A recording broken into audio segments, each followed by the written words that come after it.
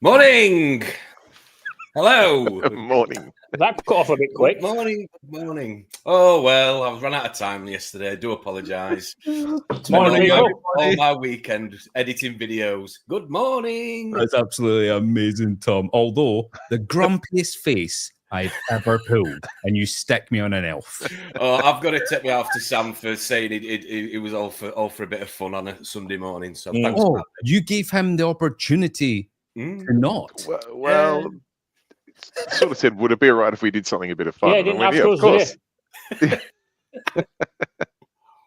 Oh, good. Yes. Well done, Tom. No, thank you. Welcome back, Sam. Thanks for coming You back. just said to me, I've made you look a complete. No, having me back. Thanks for coming back on. Appreciate it. Yeah, the first time you came, I think about 2-3 months ago.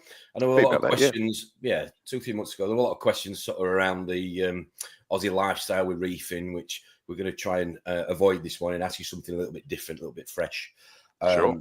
Obviously, guys, in the comments, if you've got anything you want to ask Sam this morning, hopefully it's not something we've already got scripted for Sam. Then we will shout out and we will sort of get your questions asked. So please have them ready. Ron, welcome. You good? Yeah, all good. I thought Sam was quite an intelligent gentleman, but coming back for a second time, not too sure. Not too sure. Lost a few points there.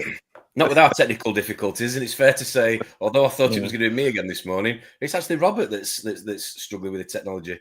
Well, he's in the green room right now. Should we let him back in? It was Lee first. Yeah. So Lee's audio wasn't working with headphones. Then your camera wasn't working. Yeah, correct. And now Rob's audio is not working. Right, should we let him in? Should we let him in? Yeah. Yeah. Here he is. Is he busy with his helicopter? Sign language. Can you hear me? Yeah. We can. Morning. How are you, Rob? Well, I'm a little bit stressed, to be honest. I've heard you might be a little bit Yeah. delicate What's this up, Rob? morning. Morning. No, I'm over it. That was Friday night. Yesterday, I was very fragile. Very quiet. So you were. I was just saying. That makes two of us, Rob. I was exactly the same yesterday. Yeah. Well, I felt really, and I had the electrician come in, sort stuff at the fish room out as well. So I had to be up at 8 Saturday morning. Ooh. In that 26-degree room. Oh. Yeah. Sweat it out. Not good. Definitely sweat it out. That's for sure. Lee, thanks for coming on. I know you wanted to come on and speak to Sam. Are you all right? You had a good weekend so far, mate? Oh. Yeah, not so bad. Just plodding on as always. Had to tolerate you again yesterday, so You did. that was a lot of fun. Yeah. You were looking very delicate and very sorry for yourself. A bit like Timothy was when I took him home that night. It was. But yeah, I'm all good. You're good. You dropped another video last night, didn't you? Or was it early hours this morning? I saw that. Very good. Yeah. For your YouTube channel. Yeah. I enjoyed it. Yeah. Well done, Lee. Well done. Well done. It's getting there. I got I got 5 views within the first 5 minutes, which we're happy with. Thank you, Ron. It wasn't the video I wanted to do, but because I've had a busy week, it was just something I chucked together basically. Okay. So next week it's going to be livestock in main tank. So Cool. Should be good, worth watching. Good. Well, I look forward to that one. Sam, you're on it at the minute with these videos. Every time I'm on YouTube, there's a bong, another one. You're putting some effort in recently, aren't you? Fair play, mate. You're brilliant as well. Really good. Thank you. Yeah, I was fortunate. I did a trip to Sydney maybe a month and a half ago, 6-7 weeks ago. And a good friend of mine up there teed up a number of tanks for me to go and see. So over the space of 3 days, I managed to get about 8 videos filmed and had them all in the can ready to go. So I figured at the sort of purple patch of YouTube season that I'd pump out 2 a week and just try to give the viewers what they want. Yeah, definitely. No, they're brilliant. When was the last time anybody else here pumped out 2 a week? Well, in my 30s, I think. Oh, dear. Sorry. Just out of interest, Sam, how long do you spend editing these videos? Because they obviously look so professional. How much dare I ask? I don't know. I wouldn't say they're professional. They're pretty. I've got a well-oiled machine. Michael to Bay. be honest, tank like people's tanks, the videos, say an hour-long video of someone's tank, which is sort of about the standard I go for now, 45 minutes to an hour, would probably take me 3-4 hours to edit. Yeah, the editing thing is a whole other level. These live streams are Tom's whole face was just like, I'm never doing that. Yeah, that's not never compared to like a product review. They'll take you'll sink 14 hours plus into editing Really? that. I would love to send you an episode of Salty Banter, Sam, and see how long it takes you to edit one of those. That's editing. Oh, dear. You just usually you just usually cut me out, Tom. Ron. Yeah, basically, yeah. I just anytime it flicks to Lee. Yeah, as soon as Lee's mouth does that, I just drop the audio. Oh dear. Right, before you give us a bit of a sort of summary in what's been happening, Sam, the last couple of months since we've not spoke to you, I'm just going to jump into the chat and say hello to the viewers in the comments who've made the effort to set their alarm this Sunday morning and join us. So, who have we got in this morning? Well, the one and only Mr. Wright, John Wright. Morning. Nice to see you. Morning to you. John. We've got AD Reef, which is Dave Bensley, if I remember Dave. Hope you're well. Hope you're good. Happy Sunday to you. Got a guy called Parker's Reef. Don't know who he is. Not seen that one before. It might be worth watching. Randall. Matt Norfolk Reefer. Happy Sunday to you. Thanks for joining in. Hope you're good. Let's have a look. Steve is in the house. That's the one. Morning, Steve. Hope you're good. Let's have a look. Anything Aquarium Maintenance, good morning to you. Morning, John. Joining us, John. Good morning, John. You're getting better with these names, Ron, now, aren't you? We're getting familiar. I've noticed. You're doing okay so far. A little bit of effort. A little bit of effort. Anthony, UK 120. Boom. There we go. We're getting this should be a game in itself. It should. Guess the avatar. Guess the username. Morning, Anthony. Hope you're good. So it's like a dementia test. We've got Ryan in the house. Ryan's Reef. Good morning, Ryan. Morning, Ryan. Good. Critical Reefer is here with us. Morning. Morning. Nice to see you back again for more. Banana Rama. Knows his name. Morning, Rama. Hope you're morning, Rama. Right, we'll go back. Okay, just morning, for you, Lee. It's James. Morning, James. I believe it's James. You believe it's if it's not James, if I'm wrong, I apologise. Please tell us your name's Tony. Yeah. Or something completely different. James from Bristol. Is it? You from Bristol? We've got. Go on, Ron. Go on, Rob. I'll let you shout it. Dave. That's the one. That's Dave. Morning, Dave. Good morning, Dave. Hope you're good, Stenner. I've got a new one here. I've not seen this avatar before. Bristol Reefer. Hope you're well. Is it, morning. It's not Mo, is it? Not Mo, is it? Yeah, I wondered that. It'd be Leicester Reefer. What else we got? Jamie Stacey. Good morning. All right, it is James. Oh, hello, Jamie. Morning, Jamie. Morning, Jamie. Good morning, sir. Usual Bruce's mummy. Morning, Jazz. Hope you're well. Congratulations again on the news last week. What's her name? Sorry. Jazz. Jazz. Morning, Jazz. Yes. Morning. Not Jizz wrong. Let's have a look. And we've got Wakefield Reef. Morning, Timothy. Morning, Tim. Good. Malibu. Thanks for coming on. And I think we are about there. If anybody else joins midway, Liam, where are you? Liam, morning to you. Hope you're good. Nice avatar just for you, Sam. There you go. You missed one, Tommy. Where Tommy B. Drippy's here as well. Morning, Drippy. Morning. Who else we got? Paul Davenport. Morning, Paul Davenport. Hope you're good. Paul. Morning. We've got Tommy B. 1508. Morning, Tom. Dave R. He's from up your way, Ron. Daver. Oh, Daver. Morning, Daver. Thanks for joining. Big mad Deva. And Hurren's Reef, morning. So 34 people watching. Thanks for joining us so far this morning. Happy Sunday to you. I hope you're having a good weekend. So, Sam, thank you once again for coming on, as I keep saying. I appreciate you've got other things to be doing and all these videos to be editing, should I say. Yeah. So what's been happening then? We've not spoke to you for 2-3 months. What's been happening down under? Yeah. It's all happening down here. Yeah, as we touched on before, I've been busy trying to make as much content as I can. Work-wise, I've changed jobs. I've gone back to the university that I used to work at, All right. which is good. I never wanted to leave there. I was there for 17 years and I got made redundant. So I had to step out, find another job, but 2 years have passed and they've welcomed me back. So took the step back there. And other than that, yeah, just trying to keep this tank behind me running and keep producing some videos and yeah, just keep living life. Cool. Anything you've got lots of chromis in there because Lee loves chromis. Lee likes chromis, doesn't he? Yeah, he's got his favourite fish. The real reason why Lee asked to be on with you, Sam.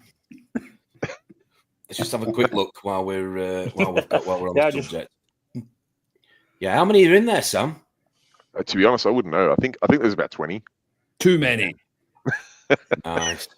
No, I don't actually no. lose.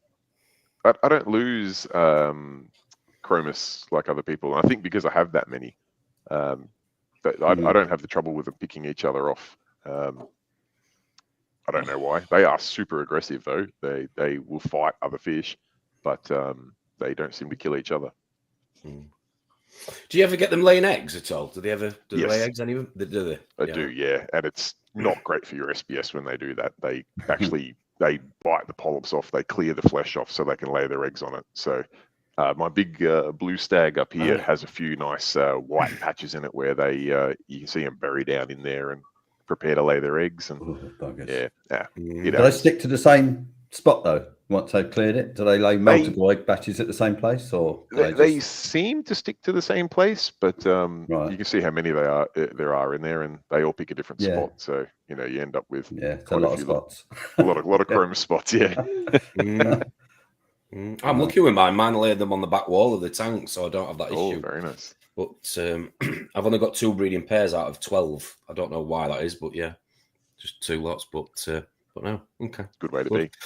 Yeah. Ever fancied taking them and putting them in another tank and trying to hatch them, trying to rear them, or no? Nah. Okay. No. No. Not bothered. Okay. More hassle than it's worth. To be fair, they're probably a fish that I have the least personal attachment to, and that school of chromis I've had for I've had them in my previous tank, so they'd be 10, 11 years with me, and I still have 0 attachment to them. So, no. Wow. Fair enough. So, other than changing jobs, anything with the tank? Anything with the tank to report? Anything good? Anything not so good? Or yeah, actually, after the last video or stream I did with you guys, that Christian was on, he suggested I do a white bug treatment. In the tank, and I figured, why not? Let's blindly follow a person I've never met before. Just met. That suggested something over the internet to me. Let's just try it on my tank. I trusted Christian, and we went through all the details and gave that a try, and I've seen some big improvement in some color of SBS, particularly a few colonies that were just. When I look at the footage now, it's very obvious now they were losing color. But when you're losing, a fraction of a % of color each day, it's not so obvious. And within a week or 2 of doing that treatment, things like my Monty cap up here, particularly the grafted one, which you can't really see on that camera angle there, within a week or 2 had some bright veins of color through it where someone had just flicked the light switch on. It was big difference. Okay. And what concoction was it that you actually used in the end? Got to try and think what it was. A dog wormer. I can't remember the exact milbacidum or something like that, but it's some sort of dog wormer. Which ironically, he said that he buys it from Australia. So, which is very unusual. Normally, drugs here. Whenever Reefers in Australia see any sort of treatment that people are doing on their tanks, other countries, they can get, particularly in America, other countries, people can get these things over the counter, limitless quantities, whatever you want. And in Australia, you've got to, pass a police check to get one tablet when you need 40. It's ridiculous. Yeah. So when I heard it was a medication that you could buy from Australia, that was what sold the deal for me. I was like, great, let's do it. Okay. And how did So you? Is it just off the shelf? Sorry, is it you can just buy it off the shelf? Don't have to go to a vet or. Yeah. I mean, I actually bought it off eBay. It was the cheapest place I could find. Okay. But I'm under the impression you can buy it off the shelf. The quantity I bought, because I bought some for myself and for a buddy of mine, Tank, just because it was cheaper to buy basically a veterinary pack of it rather than buying like an individual dog dose. So we got enough doses for like 40 dogs and split it up between us, and it worked out about the same price of us buying a single serve each. So that's what made it worthwhile. Yeah. Right. Yeah. You've used it, Ron, haven't you? You're nodding. Yeah. So what we're talking about? Anything that we can share? Is it the old bendazole, or what are we calling it? Yeah, it's a dog warmer called it's a dog warmer called Milbamax. It's Milbamax, Oxime, and Praziquantel. It has a very short half-life in your tank, which makes it infinitely safer than the likes of ivermectin or other treatments, which I don't advise anybody uses unless you know exactly what you're dealing with. I think Rob even made a joke that it lasts 1 million trillion years. It's just the half-life, yeah. I mean, it's not something you want to put in a reef tank. No, I totally agree. Yeah. But the Milbamycin Oxime with Praziquantel worked absolutely incredible for me. But unfortunately, there are moral issues with sourcing it, buying it, using it, because of the legal implications within the UK. So can I actually sit here and say to everybody, yeah, go and buy it, use it? No, I can't. No, I don't. I don't recommend it. But if you're running a farm and you have thousands of corals and you are dealing with a pest that you can deal with a selection and treatment program of these tablets, then would people rather you lost thousands of corals than sourced a drug? Anyway, like I said, there's moral implications to all of this. Yes. But, I don't think people should be throwing thousands of corals in the bins when there is a treatment out there that has, to my knowledge so far, zero negative effects on anything else. So, I mean, no bacterial issues, no microbiome issues from what I've seen. It has just killed what I wanted it to kill. And yes, it will kill shrimp and things as well. You do have to be slightly careful. Shrimp's about the only thing from the reading I did. Yeah. That's the only thing. Which is fine. I've got hogfish, so I've got no shrimp. So I was like, have at it. Yeah, but I just want to reiterate: I don't suggest people source these things through incorrect channels. It's not the right thing to do. And if you do, and I'm sorry to say, this is going to sound really brutal, if you do only have a tank with 2 or 3 corals in it, don't just go trying to source these drugs. It's not the way to do it. Yeah, see Lee, he'll get them for you. Harry's mum's cupboard. Anyway, yeah.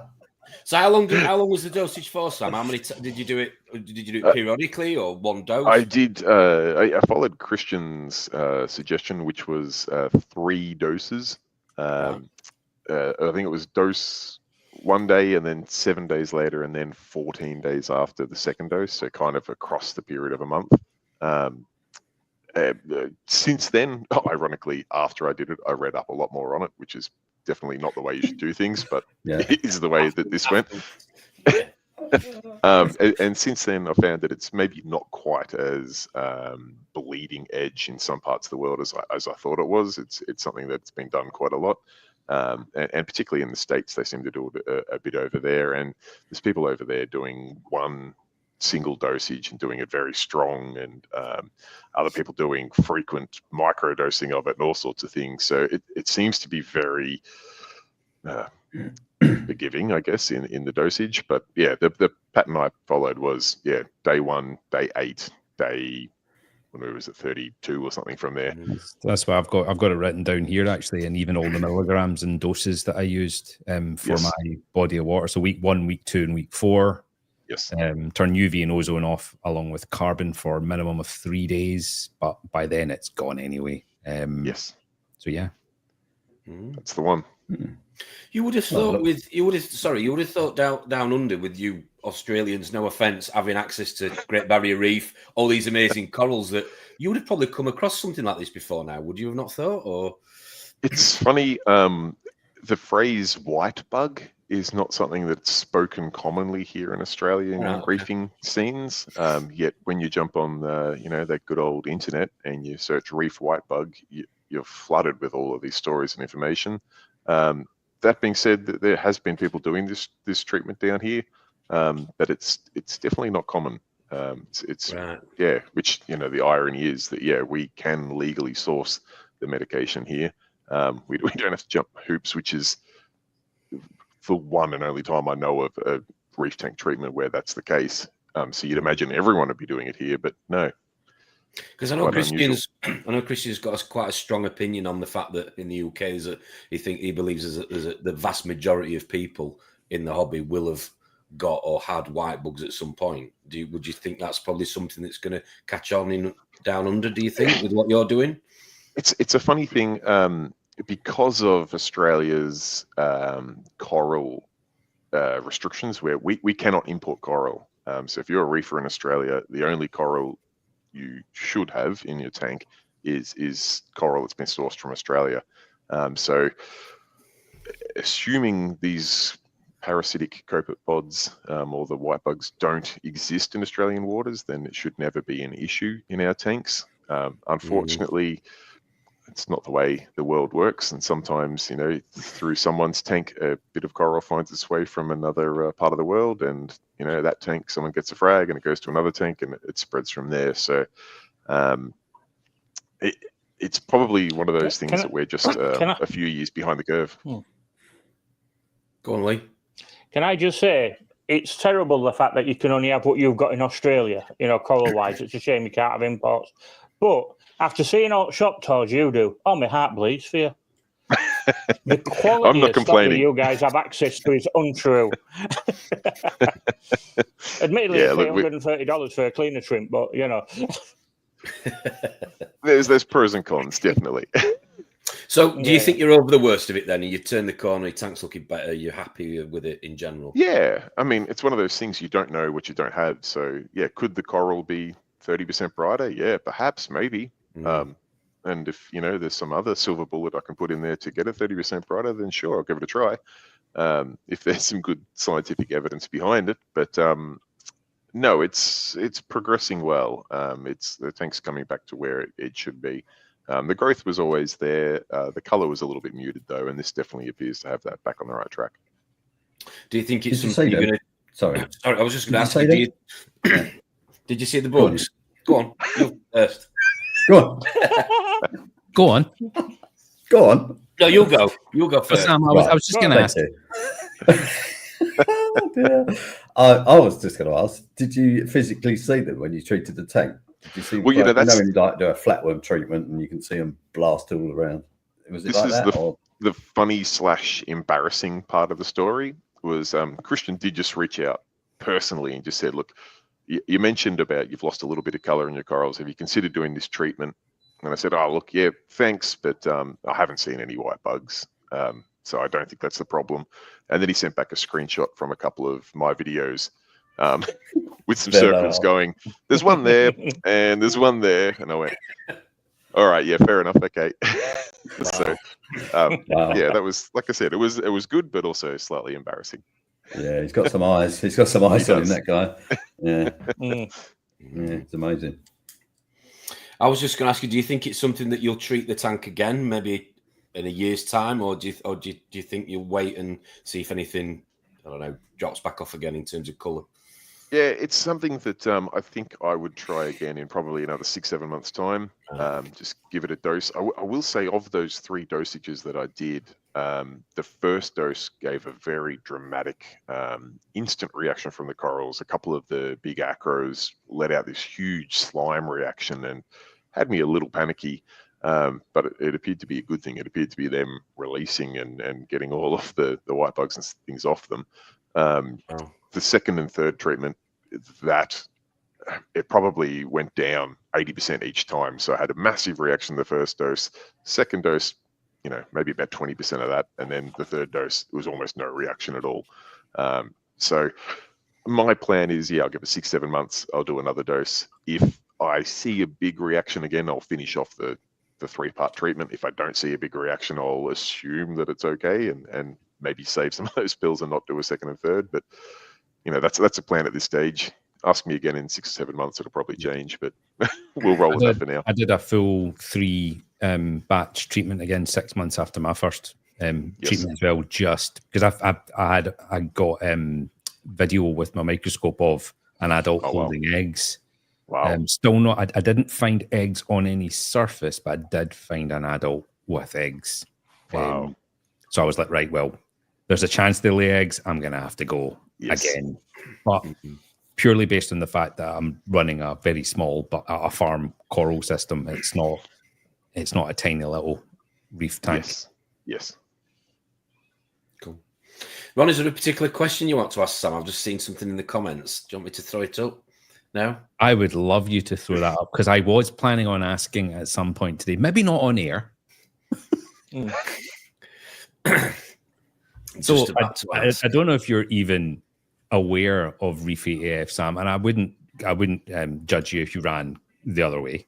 But it's just a wee Discord channel, and we do tank tours. Ron, no, don't tell him, because he'll see what I'm really like, and he won't let me come over to Australia. I think he knows, Lee. I really do. You haven't got a prayer of getting across anyway. Never mind if Sam's going to let you in. He did tell Sam before we started recording that he's probably coming over to Australia next year, and I saw Sam quickly Googling how quickly to move house. Yeah, it's a witness protection program.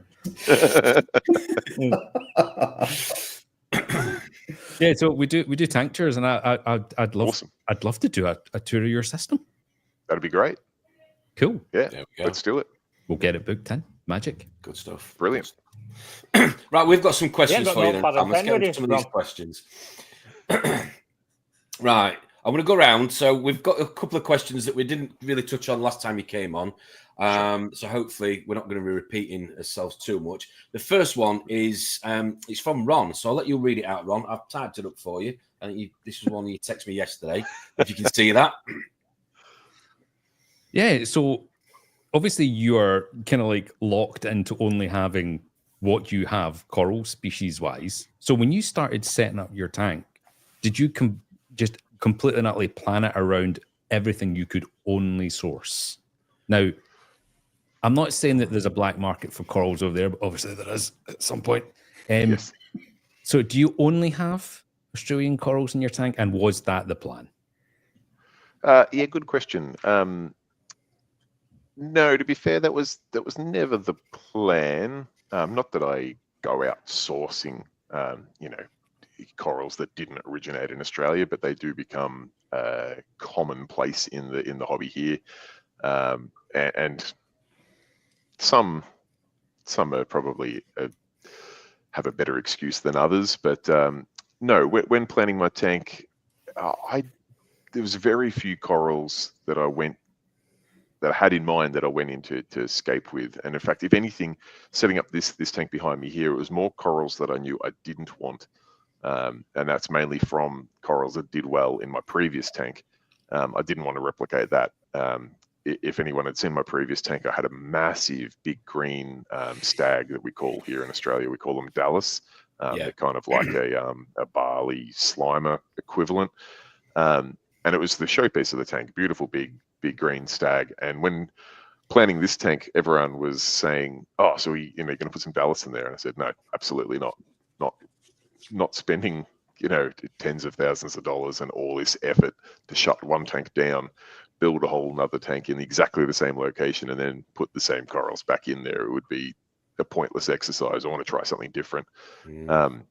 So, yeah, realistically, to answer your question, no, I didn't have any corals in mind to put in the tank, but I did have a few that I knew I didn't want to put in the tank. So I don't want to totally take up too much time because that's just completely selfish, but just going off the back of that question. Yes. When did the Australia, does anyone know here when the Australian ban of nothing can come in went into place? And who is to say when a coral was not there before the ban and you've sourced it? So what I'm trying to ask is, you've got a very, very good YouTube channel. At any point, would anyone look at your tank and go, that's a naughty coral, he shouldn't have that? And what does the government think about these corals, and how would they prove that it's not been in the country before the ban? Yeah, that's a good question. Look, I don't think anyone would get caught out for having a coral in their tank that had some sort of illegal, provable chain of supply. I think if you're bringing coral in, or if you're bringing and selling that coral in, I think that's a different story. I think if you're the one caught at the customs trying to smuggle coral in, or your parcel gets intercepted from Indonesia or something, and there's coral in it, I think that's a different story. I think they're where the fines really gets brought in. When it comes to corals in your tank, it's funny, a huge percentage of some corals that we consider absolute bread and butter in the industry is, I'm 99% certain, did not originate in Australian waters, but things like a lot of our zoa breeds and things here, they grow so quickly, they become very commonplace, easy to frag. Every reef has taken some to their local fish shop. They've then got around every local fish shop. They're considered more common than corals that were collected in the wild. So it can be difficult to prove that chain. As for what the date or timeline of that ban was, I have no idea. I've just always known it to be in existence. So you can have anything you want, really. That's what we're saying. So bring it on. I didn't. If you're not the one smuggling it in, I think you've probably got a better chance. But that with all that being said, I mean, with an element of seriousness to it, as Lee touched on before, the risk you would run to get something that we would arguably have something as nice, if not nicer, here in Australian waters anyway, and cost you an absolute fraction of the cost. Getting corals sourced from Australia, as opposed to trying to illegally through the back door smuggle something in from another country, it needs to be 1,000 times more beautiful, because it's going to cost you 1,000 times the price. Yeah. Yeah. Thank you very much. Interesting. Thank you. Rob, you're next. I think the one you asked me is regarding, let's have a look. There you go. Yeah, so this is, I don't know if that's available, but apparently it's going to be coming to Europe, because Penta Ray, I think, have teamed up with, I think it's Hanover University, to offer bionomics testing. I know obviously it's been in America for 2 or 3 years. Is that available where you are or not? No, it's not. I don't know if it's something that is coming soon. I do chat with a few people in this space that tell me they have big announcements of things coming for next year. And I've sort of put 2 and 2 together and are thinking that that's probably the space they're moving into, but I have absolutely no inside word on that. All I can say is currently, no, there is no bionomics testing here in Australia. Right.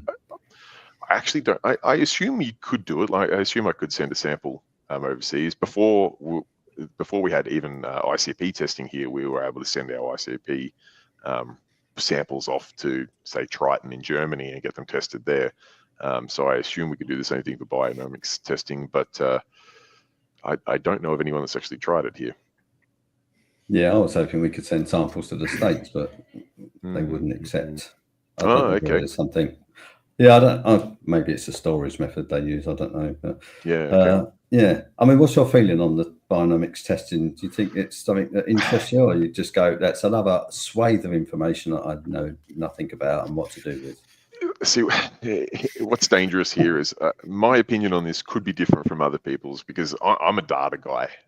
It is what I do for a living. I harness data and comb it and clean it and bring it from one system to another system. So I love assessing data, and whether it's reef keeping, looking at test results, why test something every day if you can test it every hour? Let's get all the data and look at it.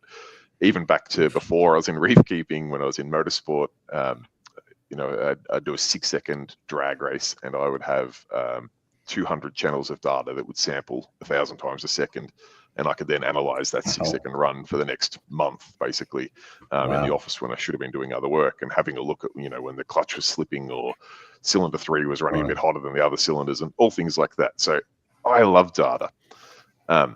However, we need to be very mindful of the decisions or the actions you make from that data.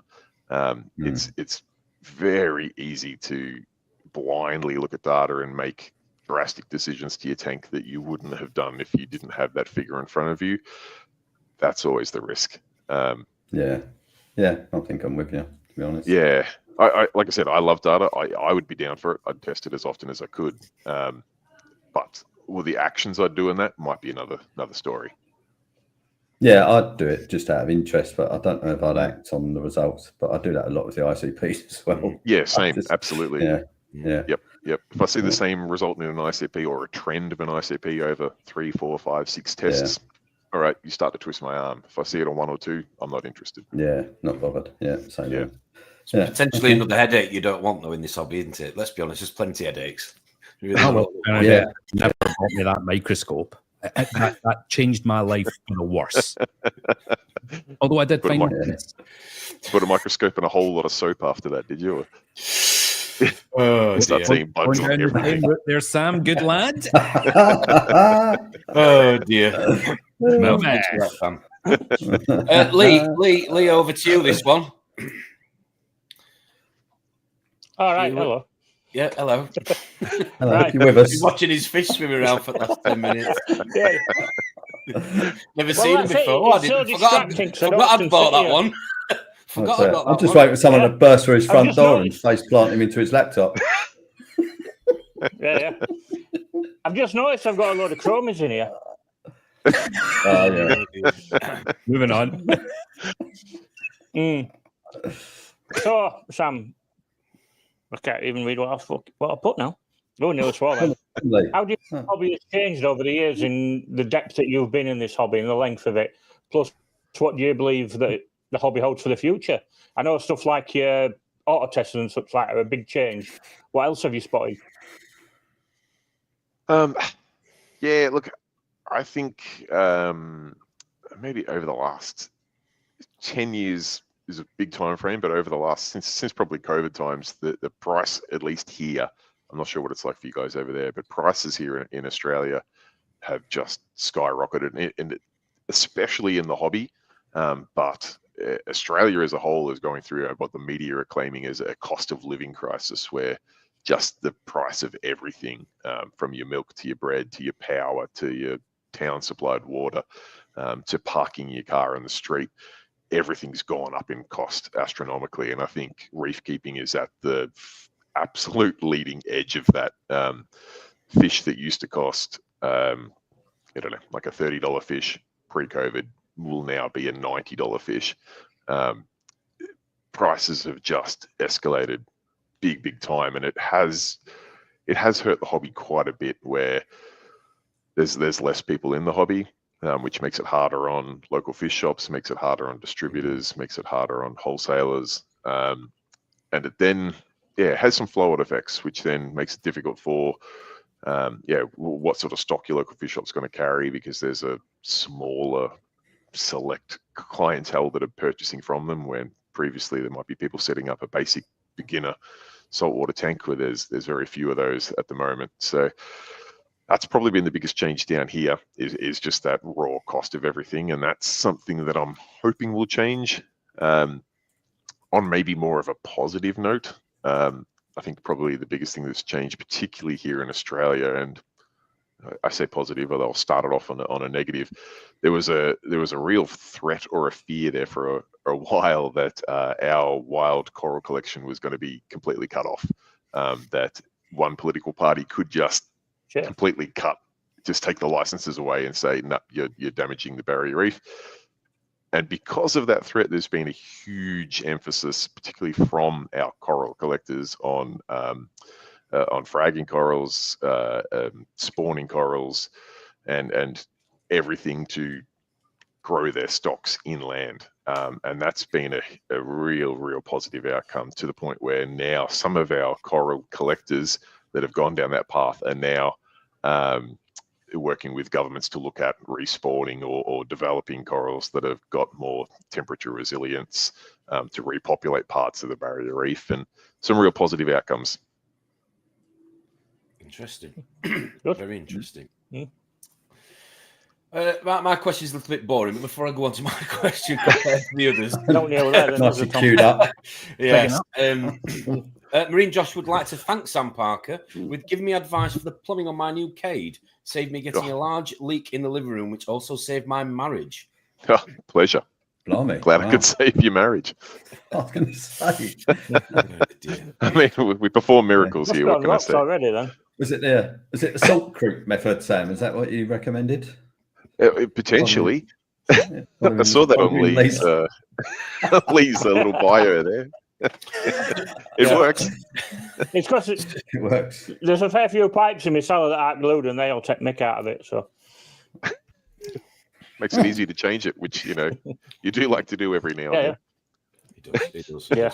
So with you, Sam, with you doing the YouTube, obviously the hours editing it, editing it, and then balancing your work and your home life, how do you get a chance to do sort of your maintenance on your tank? Which leads me on to ask you sort of, what's your daily, weekly tank maintenance? What do you do? Staff. No, I wish. No, I wish. No stuff. The tank, it gets fit in around all of those other activities. So I do have a 40-hour-a-week job. Thankfully, it is at a university, so it's not exactly private industry where you're working. If you're heading out to the car park at 5 o'clock, you'll probably be the last car in the car park. So it's not a bad environment. So that's a plus. But I do, I've got a full-time job there, and then I work Saturday at my local fish shop. Well, I volunteer Saturday at my local fish shop at my friend's shop. Sunday, I do try to reserve as family day. I try to spend some time with my wife and daughter and do non-fish tank things for a little bit. So it does come down to times like now, evenings where I'll make a time to go and see someone to film their tank, or then be editing that. And then, maintenance on the fish tank. Sometimes that occurs on Sundays. Sometimes that's weeknights. I must admit, the work I have to do on this tank now is pretty minimal. I mean, I'm cleaning the glass. I might do a manual test of some parameters. I'm super lazy with things like cleaning my skimmer and return pump. The skimmer's got a net cleaner on it, and it's got an auto drain on it. So like I literally I don't touch my skimmer for a year or two, and then I'll pull it out for a deep clean. I do clean my wave makers every 3-4 months. I let them go for a little while. So realistically, the tank behind me, it gets very minimal maintenance. I spend probably 5-10 minutes a day feeding them. I probably clean the glass once or twice a week. That's probably a 10-minute job. And I try to spend an hour or two just enjoying the tank without looking at things that I need to work at each week, just sitting there and trying to appreciate it, because I do find that's a trap we fall into. We look at the tank at things we have to do rather than trying to appreciate what we've built. Yeah, I have to agree with that. I mean, I'm sure I'm one of many that followed your journey when you first set that dream tank up. It was amazing watching the progress.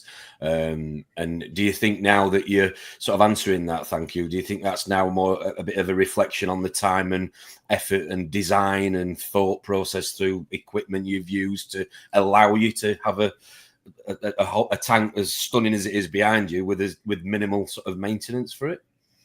Look, it helps. Definitely did. It's funnily enough, I think it's the small details that make all the difference. You mentioned it on that series. Like I went to the level of aligning the baffles in the sump when I had the custom sump built. Worked out where that was going to be positioned in the sump, and ensuring that the baffles lined up with the uprights of the stand, so that when you open each door to the cabinet behind me here, that you've got full access to each chamber in the sump. Because I've worked on tanks before where, you know, the chamber spans across that upright of the stand, and you're sort of reaching around here trying to get a skimmer out, and it's all those little things that make the massive difference. And the easier you can make each one of those, it makes the whole process much easier. When it comes to equipment and stuff, it's an age-old saying, but I do feel if you buy quality equipment, not necessarily the on-trend equipment, but quality equipment, you can be a little more lazy. It's a little more forgiving on its maintenance. But yeah, I don't know. I guess to answer your question, maybe that contributed to the system running well. Maybe I got lucky. Maybe the pressure of putting the tank on YouTube has made me sort of be a little bit better than I would otherwise. Yeah. I think, to be fair, morning, Carl. Thanks for dropping in and joining us. Carl saying here, a clean tank is a happy tank. I think we all get that. We'd all agree that a sort of a sense of achievement / reassurance if everything's looking clean and you've done a bit of a water change maybe, and you go on, spend your Sunday with your wife and daughter, probably just knowing that everything's taken care of. You don't have to worry. Or are you pushing on the swings thinking, I didn't do this, I didn't do that, I didn't do that. I'm talking about your daughter, not your wife, by the way, on the swing. Well, you never know. She might like it swing too. Who knows? Don't read too far into that. Right. Sorry. I went the wrong way there. Well, yeah, you did. Ironically, I will read their cues if I haven't like cleaned the glass on the tank or something, and you know you can tell that my wife will be like, oh, is the tank all right? It doesn't look great. And it's funny, just cleaning the glass makes the colors pop, an extra 15-20% to what it did before. So they're often a good little indicator too. If my wife or daughter are saying the tank looks good, then I feel good about it too. Or if they sort of start going, oh, is that coral doing okay? Or is this fish all right? Is he getting picked on? That's when I start getting anxious about it too. Cool. Thank you. Question from Liam in the chat for you, Sam, before we move on to the next question we've got for you. So Liam's asking, Sam, as a techno data head, what do you think will be the next big thing to come in, and will it be, and how will it be? Do you think AI will help us in the hobby in the future, even? Future, yeah. Short-term future. Ron, I'm reading the questions as they get spelt, so apologies for the grammar there. Oh my God, that was the most incredible sentence I've ever heard. Yeah, could have need AI to interpret. Yeah, well done, Liam. You made a fool of Tom, and he didn't even realize it. My thoughts on AI helping us in the hobby. I think it's a long way away. And by that, I mean probably another 10, 15, 20 years before there's what I would call AI, not just a bit of a smart algorithm, but actual artificial intelligence making a positive impact on our tanks or on our hobby. I think it's a long, long way away. I think it's still so human element driven.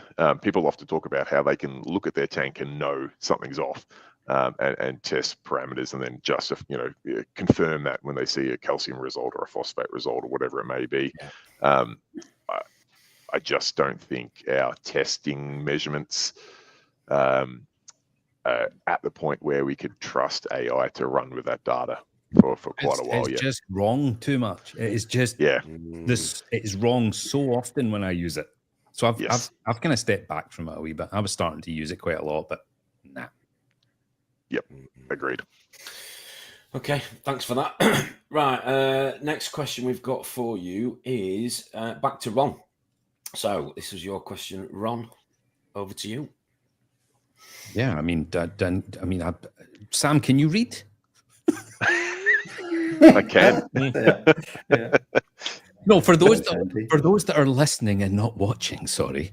If you could add any marine species without in restrictions in brackets, what would it be and why? Oh, without restrictions. What sort of restrictions are we talking about? As in, probably back to my first question again. Yeah. So you're locked to what you're allowed. Well, are we talking fish or coral? Because fish, we can import fish from anywhere in the world, but we can't import corals. Corals, then, obviously. So what about Oh yeah, doesn't work with fish. shrimp and such? We can go.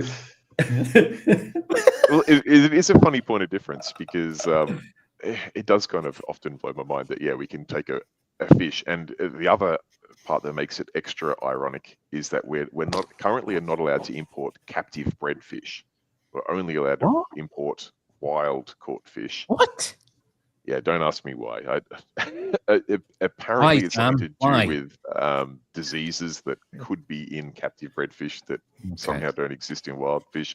Anyway, the broader concept is to protect the Great Barrier Reef, which we're all in favour of. That's great. But yeah, some of the decision points around you can have any fish from the world as long as it's wild caught. That's great. If it's captive bred, no, not allowed. You can't have that coral. No inverts. We can't import either. Hence why our redline cleaner shrimp are, $200+ here in Australia. But yes, coral wise, you know what? It's funny, as my tank is getting fairly full now.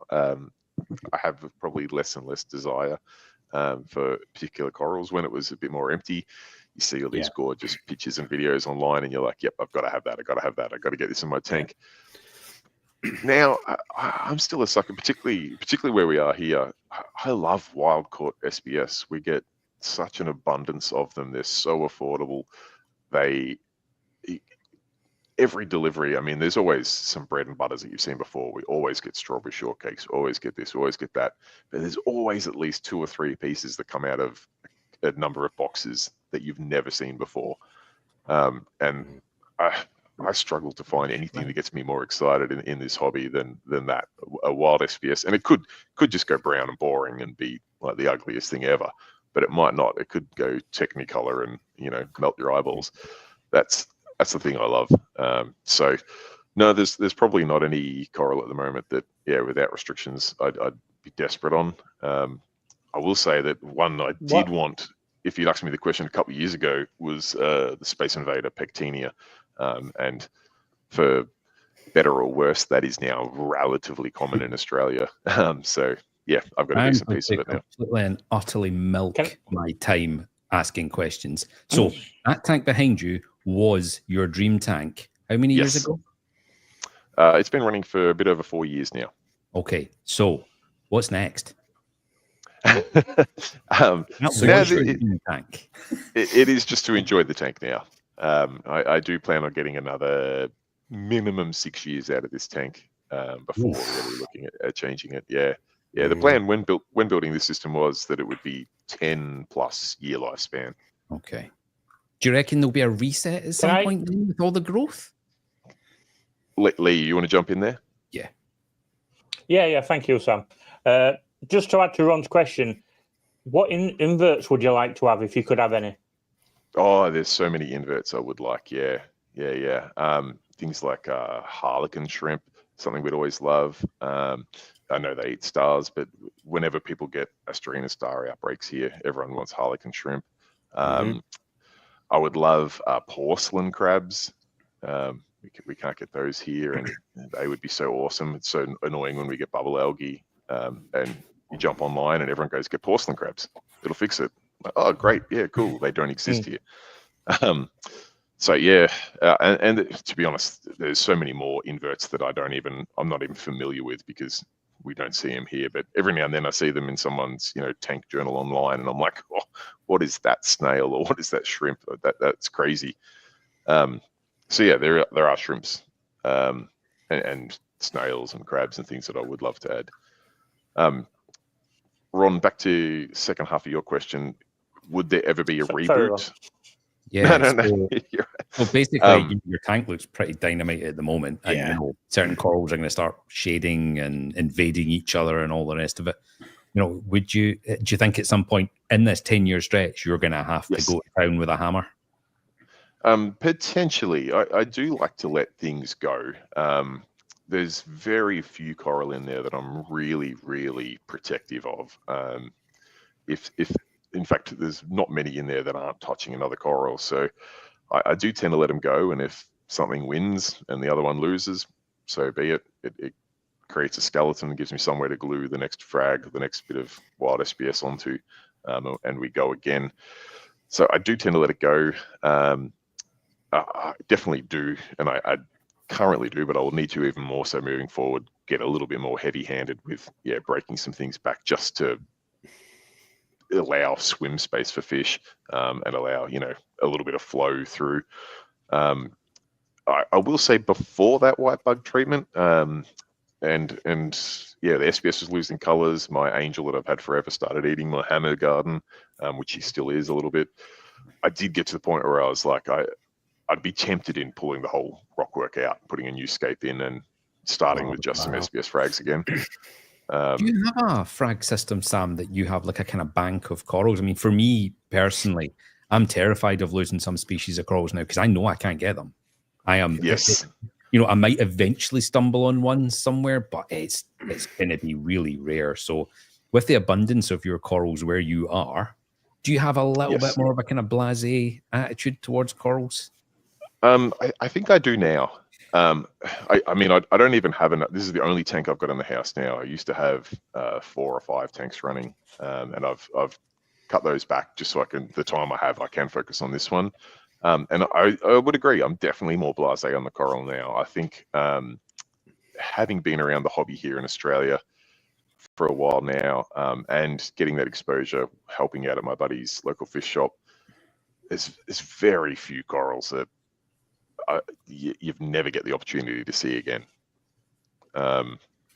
So even when something comes in and you're like, oh, that's beautiful, like one of those pieces comes out of the box and you're like, I've never seen this before, this is incredible. And then the first customer comes in the door, goes, oh yeah, I'll take that. And my buddy that owns a shop says, take a branch off, ask the customer, they won't mind. We'll do $10 off if you can, cut a little knob off the side of it. And I say, nah, look, don't worry about it. If I stew on it and really want that piece back, we can just tell the collector, that smooth skin yellow piece that you got, any chance you can get some more of that, they'll go back to the same spot and cut another bit of it next week. It's no big deal. Can you just imagine? Just like that. Just like that. I was just thinking the same. Oh dear. Sam gets excited when they get green corals because he's bored of all the pink and purple ones, reds, orange. Oh wow. Okay. I'm just going to jump into the comments quickly, say hello to a couple of people that have joined us. Mo, morning Mo. Hope you're well. Morning Mo. Hello Mo. How's Leicester? Well, it's funny you should say. It's funny you should say that because we've got a fox in the house. Good morning to you. Who must be a neighbour of his. Morning, Andy. Oh yeah, that's the city. Yeah, Andy, you joined us. Nice Ian, morning, Ian. Hope you're well, mate. Morning. Hope your Stratton's working. It's not failed again on you. Bless him. I want my Stratton to turn up. I need that tank lit behind me. Anyway, so no water in it yet, Tom. I know. Been busy, mate. Been busy. You won't grow anything with that rock anyway. Wouldn't mind about it. Oh, here we go. You're busy making people's faces I've got some on pestles you can borrow, Tom. There was a question actually. There was a question from Mr. Bensley here. Sam, are you still using coral cares, and what supplement lighting are you using alongside it? Yes, I am still using coral cares. I've got to say I'm a big fan of them. The irony with that was that the Australian distributor asked me if I could do a review on them, and I'd had a look online and went, look, they look like rubbish. I'm really not interested. But they were a friend of mine, and I went, look, I'll have a look at them. I'll let you know if I cannot say anything good about them. I won't put the video out because it's not going to look. I don't want to put videos out being negative, and it's definitely not going to help your brand. So, no promises, but I'll have a look at the lights. And he sent me a couple to look at, and within a day or two of just testing them out and having a look at them over my existing tank, and that I called him up and said, "Look, you got to get me another 2. I want these on the new tank. These are incredible." So, massive fan of the Philips Coral Care. I honestly, when I had my previous tank that I had metal halides over with some supplement LEDs, I never thought I would leave halides for LED, and I stuck true to that until I saw Coral Cares, and that convinced me that they could reasonably enough replace a metal halide. So enough kudos on Phillips Coral Care because I get 0 commission on their sales, but I do like them. I'd love to try them. They're on my list for something to definitely try along with the Reef Who Knows at some point. If you remember, that's how we got talking. I messaged you and said, can you give me an honest? Because that's it these days with YouTube. Yes. I'm not necessarily saying yourself, but you do always think, am I getting a biased answer here? Has somebody got something free maybe? And obviously for the majority of us, it's a hefty lighting. It's probably one of, other than your tank, it's probably the next biggest investment, isn't it, in your system? Definitely. Yeah. So, and they're not, I mean, I'm not sure what it's like over in Europe, but in Australia, they are not common. It's not like you see them on, every 5th or 6th tank. Like I hardly know anyone that runs Philip Coral Cares. So I hadn't seen any tanks running them, but I can, with my hand on my heart, say that I absolutely love them. Yeah, me too. I have 3 of them over this system. Yeah, I do have. you didn't like yours, did you, Lee? No, I regret getting rid of mine. I really do. Oh, getting rid of them. Yes. That's okay then. I was going to say, no, they're great lights, mate. Definitely. I've got 3 Coral Cares above this. I've got a couple of AI blades, and I've got a few Kessel as well, just to get some different spot lighting happening in different spots where the Coral Cares are great at giving a nice sort of blanket of light, but as things sort of start to grow in, you can angle some Kessels in behind colonies and put like their very narrow reflectors and really sort of spotlight in or bounce light off the back wall or something like that, just to sort of get that metal halide effect of just light going everywhere. Cool. Right, then we're nearing the halfway point, gentlemen. So I have, thanks for answering that, Sam. I have video that Jeremy put together in terms of some reefing news that I'm going to share with everybody. So if everybody wants a quick toilet break, you've got 2.5 minutes, or a quick tea, coffee, whatever you can make. On your marks. I'll drop that now, and we'll join you all again in 2.5 minutes' time.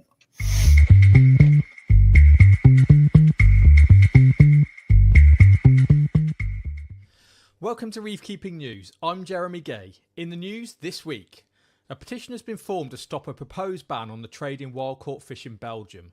Well-known ichthyologist Gerald Basslier has created the petition on change.org for what he says threatens not just his personal passion for ornamental fish in the local aquarium industry, but also the livelihoods of humble fishermen.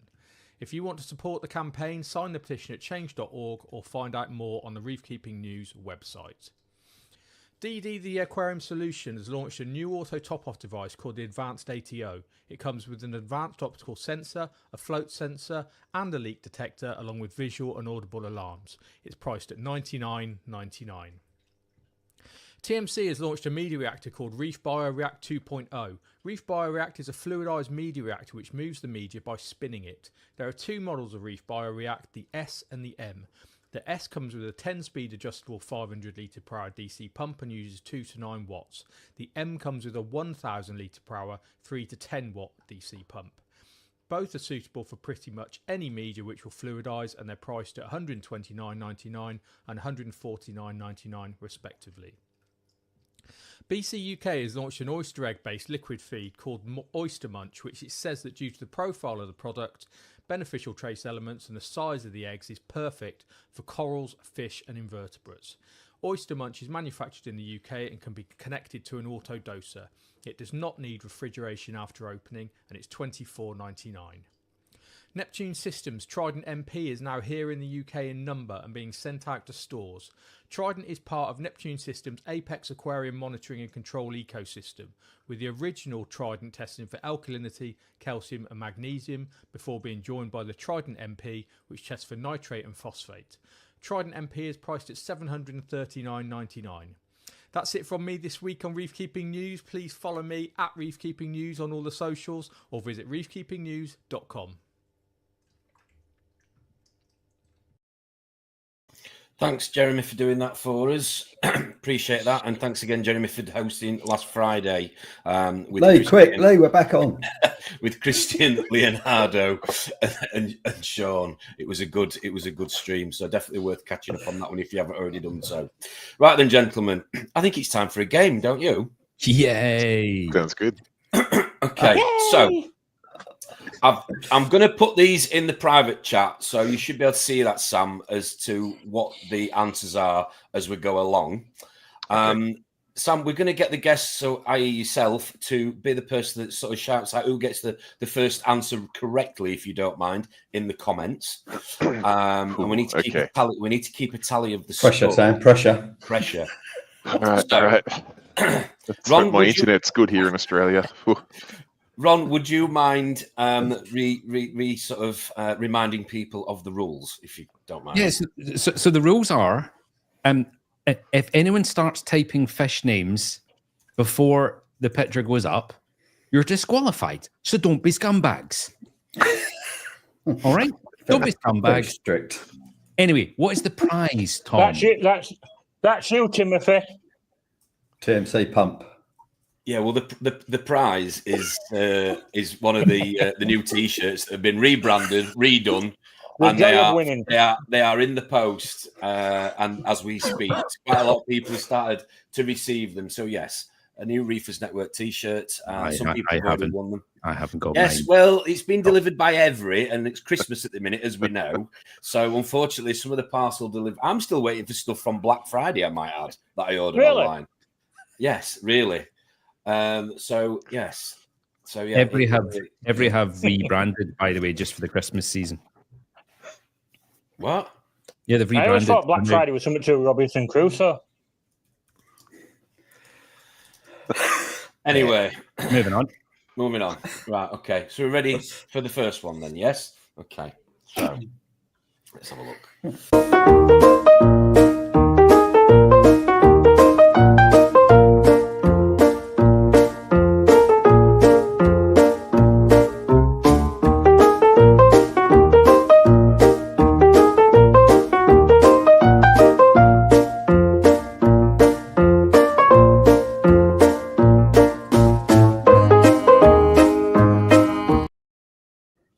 Right, first one.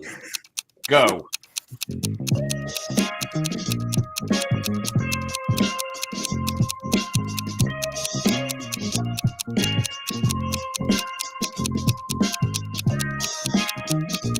We've got our answer. Oh, we do. We have a winner. Ryan's Reef. Let's have a look. What we got? Ryan's Reef. Ah. Yeah, so if you were to make this a coral name, you'd have Coral Reef with Ronald McDonald and Easy-E. Well done. Well done, Ryan's Reef. Okay, second one coming up for you. Let's have a look. What's the prize, Tom? Everyone's asking what the prize is. It's a mystery prize. Mystery prize. You're getting nothing. Yeah, I was going to say, no T-shirt. What we've got, I'm getting some grief already here. What we've got here. I don't believe it. The T-shirts are a myth. Yes, well, it's been posted. I've got proof of postage, Steve. I've got proof of postage. Hey dear. If you look close, Steve, I've got my one on already that I won. You went to his house. He went to collect it. Right, second one is dropping now.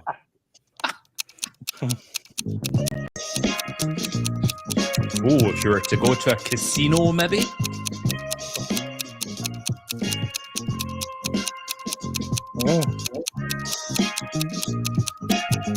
Oh, we've got an answer.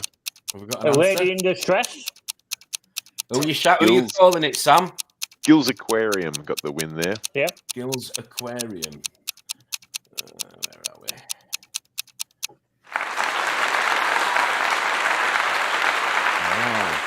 Okay. Scumbag fish. Well, absolute scumbag. Yeah, just a bit. Is Rama watching the same stream as us? Totally agree with Dave. Have ever had one, Sam? Ever had one? No, I have not. I agree with you, Dave. Just Dave. Absolutely. Yep. Okay. Let's have a look now. Next one. Me too. Worse than chromies.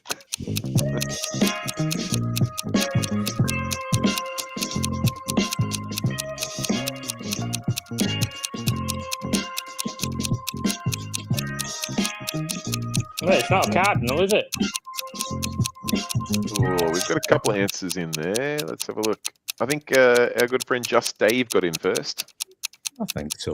Yeah. Yeah, I think so. Yeah. Just Dave. Just Dave. Just the win. Well done, Dave. Dave. Well done. So what's can we have? So what are the scores on at the minute? Have we just got 3 people with one point each?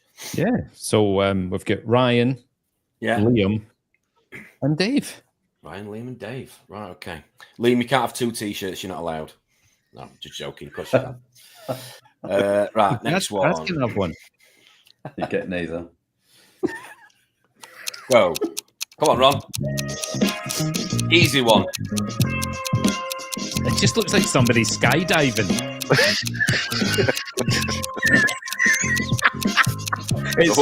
Ryan. Lee quick. Who got it? Who are you giving it to? Ryan's Reef got in there It looks first. like one of my friends off at bus.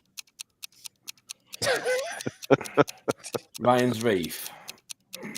Well done. Okay. I'll tell you what, Ryan got that by a millisecond over a few others. Right then. Next Ryan's one. on 2. Ryan's on 2. Ooh.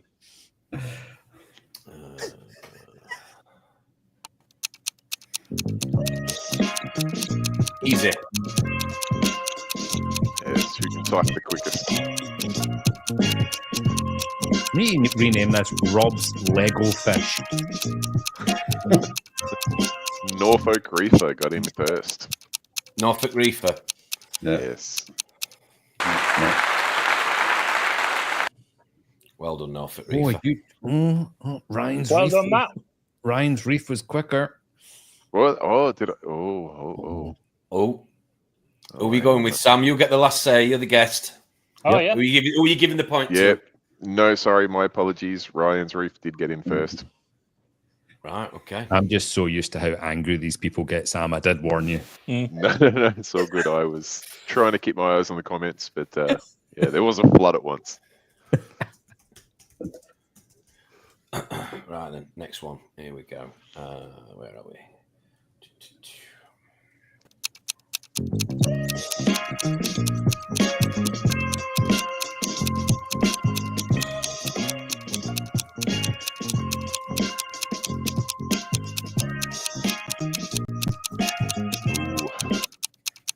We stopped it. We got Yeah, stop it. Yeah, got one. Ryan again. Actually, what? It is Ryan again. Yeah. So you go with you give on. Well done, Ryan. Very quick on it this morning. Not a big Saturday night, obviously. You must Tom, have a have good you been internet hacked? service. Have I what? Sorry. Have you been hacked? No, why? There's always like a complete runaway winner. Like somebody's like hacked your computer. All right. I wondered what you on about then. No, not to my knowledge, mate. Not to my knowledge. Ryan is Well done, on Ryan. 4. Well, he's a clear winner, isn't he? Fair play, but we'll carry on. See who can get into a close second if they can. Let's have a look now. Next one. It's all to play for. No. It's all to play for. No, Ryan's run away. We had this a couple of weeks. Well, it's funny you should say that because if you remember from a few weeks ago, we had another runaway winner, which was Ryan's brother, Liam. Yeah. So perhaps there is something. Yeah. Ocean's 11. They swap routers. Yeah. Oh dear. Here we go.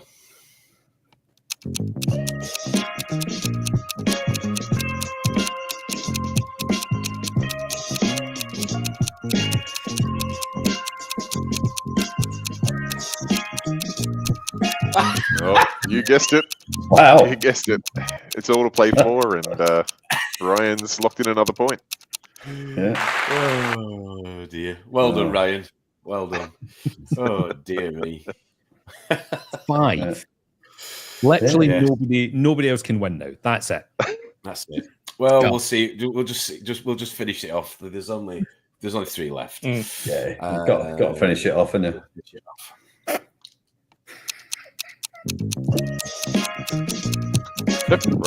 Sorry.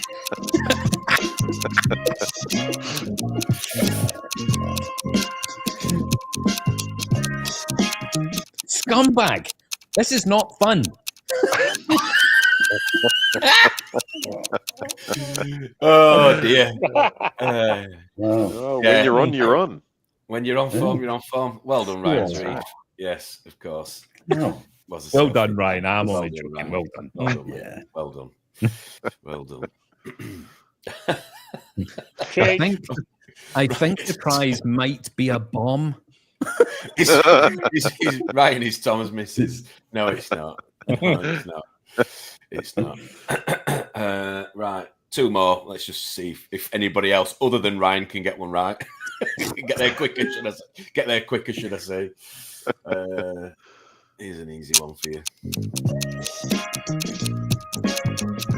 Looks like a nudie lady. With 3rd degree burn. I'll let someone else have this one. Oh, Ryan, generous.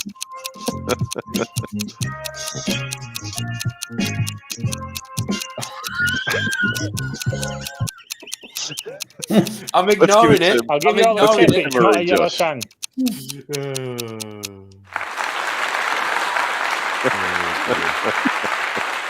Wow. Well done. Well done. And the last but not least. Last chance. I don't know why I'm even writing this down. Ryan. Yeah. Next week we can just go, Ryan. Yeah.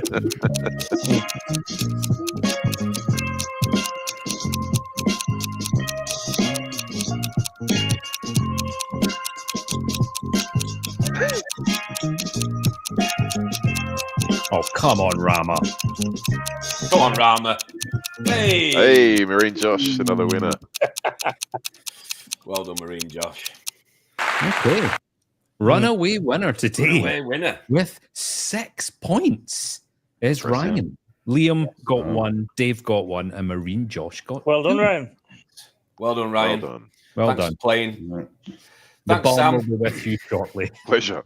Another chocolate on its way. Oh dear. Right, we'll just jump back into some of these questions that we've got lined up for you, Sam, this morning. So I think the next one was coming from Rob, and because this is something that Rob's been doing at home. Sounds inquisitive. Yeah, I've also been Wrecking doing this. things. I knew you were going to say that. Yeah, so I just wondered. I mean, I think kind of you alluded to the fact you shut down several tanks in your house. So I think you already kind of answered the question. But have you ever considered, obviously, because I've just spawned some corals last month. Yes. From Australia, millies. Did it in a few days. I don't know fusses. You know what I mean? You get them in on a Friday, they spawn on a Tuesday. You know, it's not difficult. Done. Mic drop. Bye. That's it. Thank you. All right. Got to go and feed my baby copper bands in a minute. Are they in the basement? Yes, they are. Yeah, yeah. No, so I just wondered, obviously, because it's almost on your doorstep, whether it's something you've ever considered. And I mean, when you were talking earlier about the corals in your tank, and it gives you that sort of dimension that you could create a Sam Parker Millie or something by making a wonderful chimera.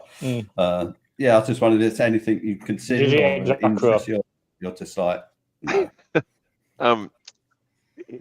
In short, no. I'll give you the reason why. The reason why is getting to visit places like Monsoon Aquatics and even talk to some people in other facilities that are doing coral spawning, seeing the amount of work they go into do it deliberately is massive, and it does give an appreciation to do it at a level where you're actually, as you would know, trying to actually grow these pieces up to a part where you can sell them to make any sort of profit from them. It's a serious effort and involvement, and it's definitely not something that I would intentionally do.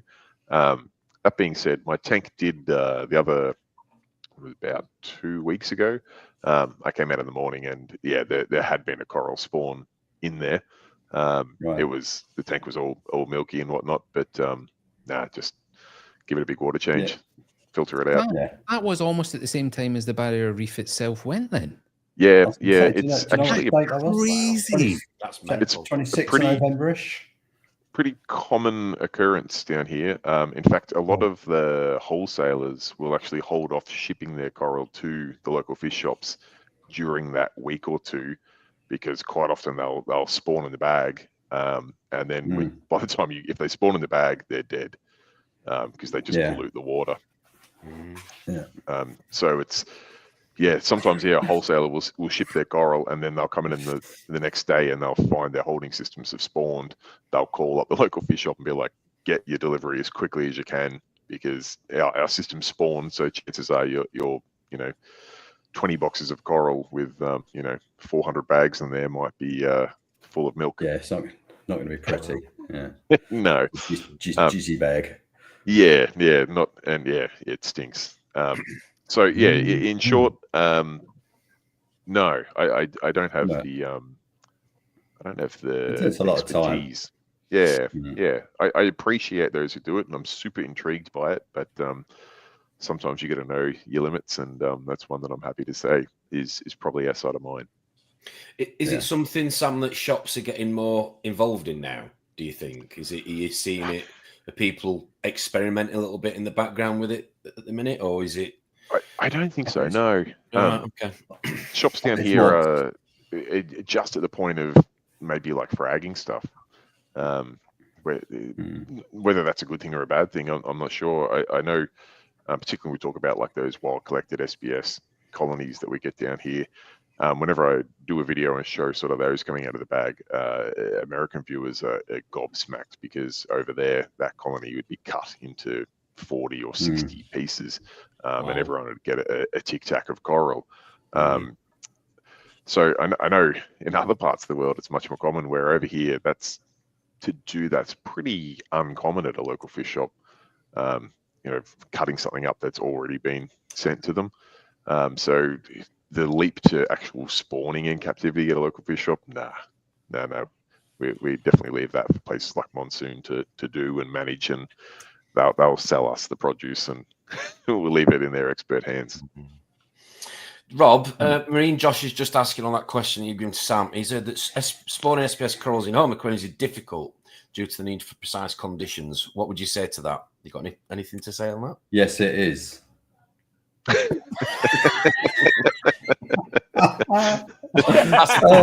That's a typical Rob answer. I replied instantly. Well, I mean, yeah, it kind of is, really. I mean, you do have to have reasonably precise conditions. Some are more sort of casual than others. I think the important one seems to be the lunar cycle and the day of the new moon. But you still need to have a sort of sunset, sunrise that's vaguely familiar to the coral from whatever region it's from, and a temperature profile. They tend to run a lot warmer than hobbyist tanks run, even if you don't stick to the. I mean, I spoke to Mike Sweet at Derby, and he runs his sort of sea surface temperatures a couple of degrees lower than what they actually are in the wild, and still manages, because he said they was getting uncomfortably high for him to run in a tank, because they were hitting the 30s. So they tend. I mean, my tank now is about 28, because it's running obviously Australian, because you're into your summer, aren't you? Yes. But yeah, I mean, it's not that difficult if you got, you get the Apex. Basically, it does it all for you. Once you program it, you just, other than extraneous light getting in, it does it for you, really. So once you know how to program it, I don't know. I mean, I haven't done the whole process yet. So, but the bit as far as I've got doesn't seem that difficult. So yeah, talk to me this time next year. Yeah. Oh my God, it's impossible. So Sam, something I covered sort of a few months ago as a stream was talking about people that sort of inspire you in the hobby, and I'm sure you've inspired and still do inspire a lot of reefers watching this show now, but also people in the future that will watch your videos back. Who do you get what we call sort of reef inspiration from, or who was your sort of influencer? To be honest, I'm super fortunate. I get, I think that's probably the biggest benefit of having the YouTube channel is it opens doors and opportunities for me that otherwise wouldn't happen. If I just had the reef tank behind me and I didn't put it on YouTube and I didn't talk about it with everyone, there's no way now I'd get invited to people's houses to have a look at their tank, whether it to be to film it or not. No way known I'd get invited to Monsoon Aquatics to have a look at their coral spawning facility, and no way known I'd get the opportunity to have a look at things like those Philips Coral Care lights. But that is honestly the reef inspiration. Is pretty much each and every reef tank that I go and film and do a tank tour on, there's at least one, but realistically 5 or 6 things that I see and go, that makes sense. Why am I not doing that? Why wouldn't we run the power cords that way? Why wouldn't we put this as a light shade? Why wouldn't we, I don't know, put our wave makers in that location? Whatever it may be. There's so many variables in this hobby, and seeing the way different people do things, and even just like coral placement, the things you see, the way people scape their tank. Every single tank I see, there's at least a handful of things I take away from it going, I can do better based on what I've seen today. Cool. Next questions from you, Ron. How exciting. Before we went live, I actually touched on this and I says, look, I'm just going to stop talking because this is actually one of my questions. So you were saying that just this week, you're going to be getting temperatures in the 40s, and that is not Fahrenheit, people. That is centigrade. So you have your salt water delivered, yeah? Correct. Yes. To a marquee, as you called it. Sounds a bit grand, to be honest. I'm in there at the moment. So you get your salt water delivered outdoors to a marquee, and you said that temperatures can get close to 60? Yeah, it would get up to 60 for those that weren't privy to the pre-stream conversation. This week in Australia, as you touched on, we are in the early parts of our summer, and it looks like we're going to have a pretty hot summer. It's forecasts for tomorrow. I'm in one of the cooler parts of Australia, and we're going to get to 42 degrees Celsius tomorrow. If you drive 3-4 hours north from here, it's going to get 45, 46 degrees Celsius tomorrow, so definitely pretty warm. And yes, my saltwater storage, I have 2 IBCs in my back shed. In fact, I think pre-live stream I called it my shed with the quotation marks, because it's not a brick garage, or it's not a steel shed. It's literally a it's kind of a 2-car garage tent, and it almost works like a greenhouse. It's got a white plastic sort of canvas over a frame, and the sun just heats that up. So if it's 45 degrees outside, which is definitely hot enough, it'll be another 20 degrees hotter inside that tent, and that's where my salt water is. So yeah, it gets warm out there. I mean, if you are having to how do you do things then? How does it change things? Pasteurizing your water. Maybe that's what keeps those white bugs under control. I'm not sure. What it does do is it does give good credit to things like continuous water changes, which I run on my system, rather than doing a 10% or a 20% water change once a week or once a month or something like that, where you would have to factor in the temperature of that water pretty seriously. Obviously, if the water's cold, you can heat it up, but if it's if the water in the tent's going up north of 40 degrees, you can't do a water change with that. It's going to just cook your tank pretty quickly. So having a constant drip going in the tank and a constant drip coming out of the tank, it almost doesn't matter what the temperature is. It doesn't impact anything. You get 1,400 liters. A drip a second's not going to heat things up or cool it down. That's so interesting, because that's what I do, but the opposite. My water's they're stone cold. I just dip it in and take it out one drip at a time almost all day. I only do mine actually during the day while I'm here, just in case anything goes wrong during the night, actually. But yeah, it's very, very slow, so temperature's not a factor. Well, and I found heating my salt water was leading to some sort of precipitation. I run a similar kind of system as well. Okay. Yep. Yeah, well, funnily enough, I mean, we do see the other end as well. In our winter, overnight we can get, close to zero, get down into, 2, 3, 4 degrees Celsius, where the water can get fairly cold. I recognize you guys might see a little bit cooler than that. Ron's right. A little bit. Just a tad. Zero, that's his summer temperature, that is.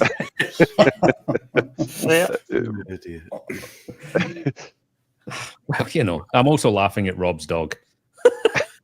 Yeah, squeaky toy. It's gone out now. We've got a comment in here for you, Sam, regarding evaporation. How much salt water evaporate? How much of the water evaporates before you get to use it? Yeah, that's a great question. I actually have no idea. I do have it in I wouldn't say it's sealed. The IBC is closed up. It does have a vent, just because, when it's getting filled, I want air to be able to come out. Otherwise, it will blow up like a balloon. So it's mostly sealed. I'm sure it does evaporate a little bit. I'm not too concerned about if the salinity goes up on that holding water, because I do that drip in, drip out system, and I do have lots of things monitoring salinity, as well as a human check every single morning on the salinity. So when you're running a system that's continually dripping water in and out, if you see adjustments in salinity, you speed one pump up, you slow one pump down, it sorts itself out pretty quick. So there possibly is some evaporation, but to be totally truthful with you, I have no idea how much. Looks like Marine Josh is a fellow Aussie with you. He says he has to run aircon all day. We'll have to run aircon all day tomorrow. Don't have a chiller yet. Yeah, you'd want to run that aircon tomorrow. It's going to be hot in Melbourne, Josh. Yeah, I'm only an hour from you down here in Geelong, and I will have the aircon on all day, and I dare say the chiller will be running for a good portion of the day too. We've also got NSB Reefs in the chat. Morning, NSB Reefs. Hope you're good. Hope you're well. I'm in Florida. I have tanks inside and outside. The heat and the humidity is brutal. Wow. Outside. Amazing. Ever thought about an outside pond, marine pond? A bit of a Julian Sprung sort of concept? I would love to. I don't think we've really got the climate here for it. I think you do need somewhere fairly... when I say here, I mean specifically my part of Australia. I think there is parts of Australia where it probably would be suitable. You get up a little bit further north into some of the tropics where realistically the temperature through the seasons doesn't change much, just the humidity does. You go from 30, 35 degrees in summer, but it's dry, and then you go to wet season and it's 30, 35 degrees, but it's raining. You could probably do a pond there, I reckon, but I think the infrastructure to do one where I live would be with the heating and cooling and evaporation and the rain. And oh man, I start going grey thinking about it.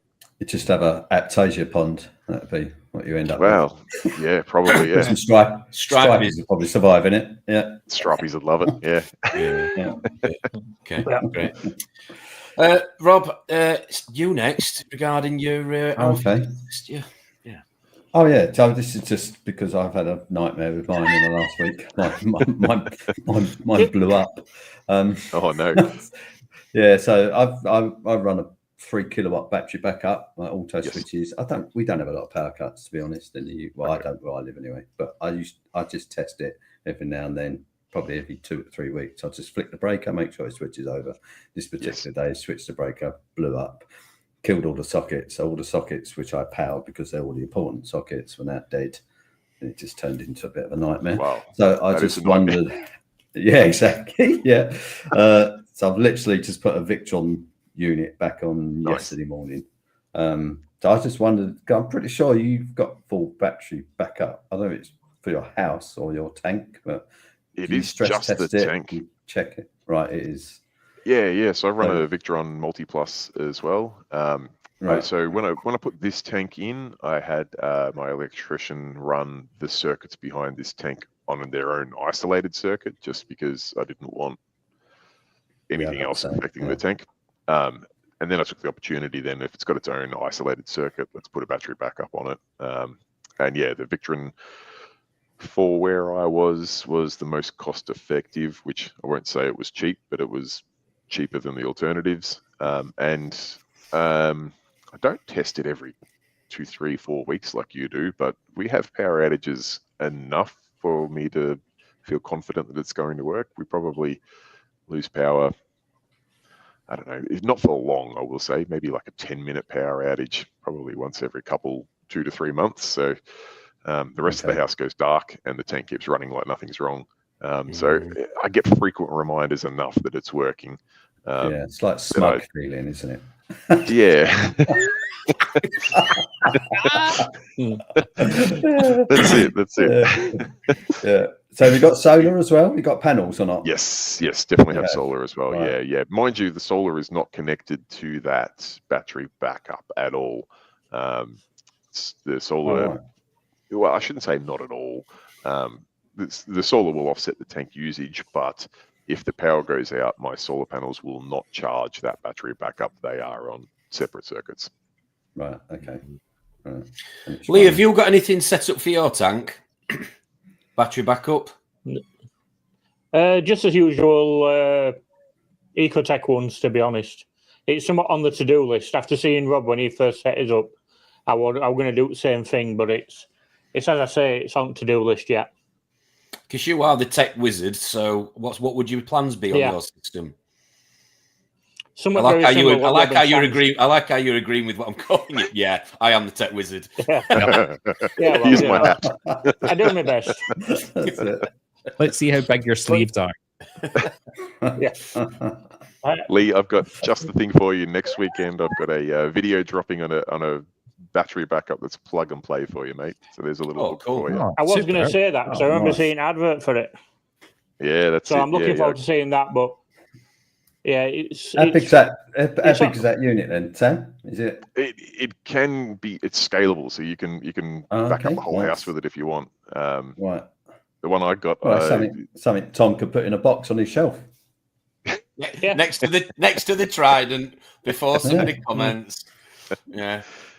I've got a Trident, Sam, that's in the cabinet that's been in there for about 2 years, and I've not used it yet. So I reckon you bought another one on Black Friday because you forgot that one sitting there. I've been going over to Tom for 6 months, and every time I go, he goes, "Oh, we'll set Trident up while you're here," and it never gets done. Anyway. Yeah. So, so next week you got video. Go watch that. Definitely. Yeah. Check it out. This brand of battery backup people, they make what they call portable power stations, which I think mostly is sort of marketed towards people going camping and wanting to be able to charge their smartphones and laptops and things. But they do have sine wave inverters built in, good batteries, and they have an automatic switch over. If it's plugged into mains, can pass it through. So realistically, it works incredibly well as a reef tank backup. And the fact that it's not made for reef tanks means it's kind of affordable. Hasn't got the price tag. Yeah, but is it okay for the Abyss pumps? Because I know they're a bit twitchy when it comes to battery backup. Ooh, I haven't tested it on the Abyss. I should. Mine have been finally on my backup. It's that good though. You can't buy it in the UK. Probably. I just remember when I was talking to Sam about this before. It says with Abyss pumps, you've got to be very careful. So obviously, it spiked up in my mind then. Being pure sine wave inverter, it should be fine. Yeah, Is it to do with the would have been fine. Yeah, but if they all transfer, it's like a 20 millisecond transfer normally, isn't it? For most of these. Yeah. So you don't even know. Exactly. Yeah. Normally, by the time the pump starts losing 1 or 2% rotation, its power's back on and she's on again. Yeah. Dave's asking, is it a River Flow, Sam? It's not. It's a EcoFlow, which could be the same product under a different brand. I'm not sure. I think EcoFlow is fairly universal. I must admit, I've only had it for the last 6-8 weeks or so, but everything I've put the unit through, I've been pretty impressed with. Sam's slowly getting pushed into just blowing all the beans of his video coming up. Yeah. For Christ's sake, guys, move on. Look at the next weekend. Yeah. Right, I'm just going to drop into a question in the comments, probably one for you, Rob, here regarding fish. Good morning, gentlemen. Great show. Thank you very much, Foxy. I have a pretty big tank with 6 well-established fish, a new addition. My question is regarding powder blue tangs. Are they tricky to keep? I've got no quarantine tank. Advice. I'm just going to nod. Yeah. I mean, just the vagueness of a pretty big tank is just tell me how big. Just tell me how big your tank is. I don't know. Compared to you, Rob, that's unfair. Are you running a UV? Are you running ozone? Stuff like that as well? I mean, a 6 foot plus tank for a powder blue is decent, I think. I don't think they're necessarily difficult if you put the right things in place. I would run a UV probably. If he's not going to QT it, I take it means he's not going to QT it because he has no quarantine tank. It sounds like he's going to plop and drop if he hasn't already done so.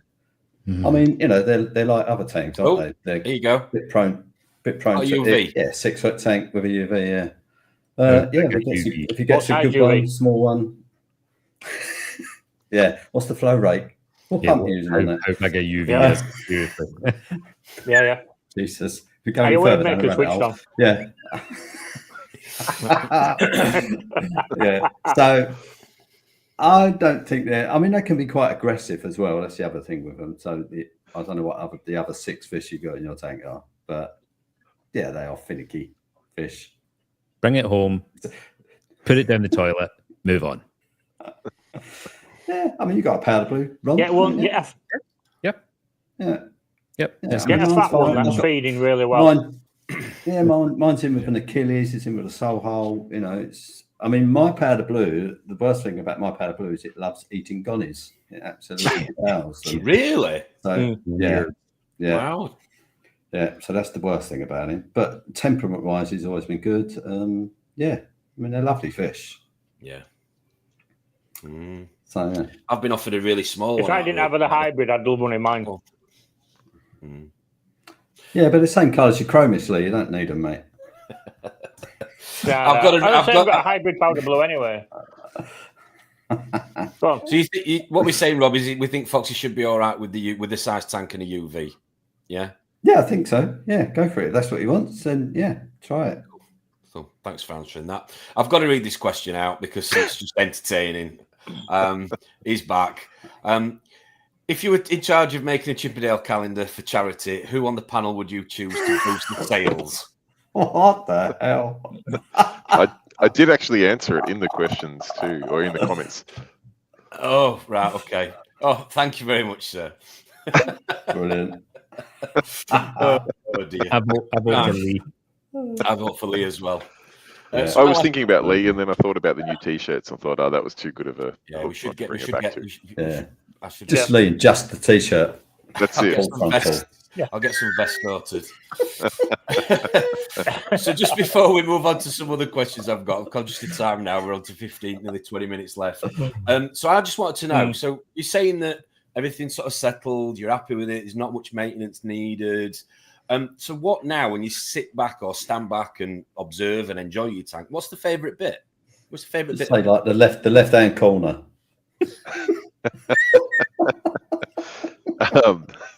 Probably, I think the stand, the extruded aluminium stand that I went for. I love the industrial look of it. I love how strong it is. I love how adaptable it is. You can bolt things on, take them off, change it, do whatever you want.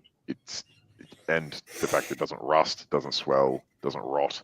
It's honestly what made me really accelerate from the previous tank to this tank. Was I had a timber stand on my last tank, and it had exposure to water, as you know, reef tanks tend to do, and it started to swell and rot. And every time I saw that, it would give me nightmares, and I would literally lay in bed. You'd hear a crack, in the night. Yeah, you'd hear something and go, "Was that just the seams of my tank letting go?" Where ever since getting, it's a different tank, but since getting rid of that system and having this stand here, I don't lose sleep at all. I know it's 100% true. It's square. It's not swelling. It's not rotting. It's not getting out of square. It's amazing. I love it. Cool. Norfolk Reef is just going to ask you, like I said before I move on, if you could change something about the tank, what would it be and why? Good question, Matt. Yeah, I think the thing I probably underestimated the most, and I really shouldn't have, I feel silly not thinking about it more, considering the level of detail went into every aspect of this tank, was access to probably the rear of the tank more. Including power access. So as always, you sort of roughly estimate the number of power points you're going to need. Yeah. Then you double it or triple it and go, that should be pretty safe.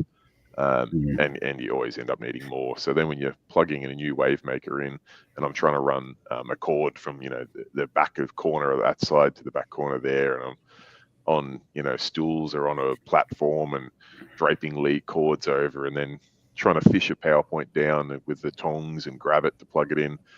That's one aspect where I'm like, this is not Dream Reef Tank spec. That's that's not the way this tank's meant to operate. So that's one thing I think I massively overlooked. And if I don't know if I ever would have got approval, but if I did, and I possibly still could do it, I'd cut an access port on the backside or on the wall behind the tank, which is in the laundry, so I could get to the back of the tank a little bit easier. But yeah, I don't know if that would go down too well with the Minister of Finance. Cool.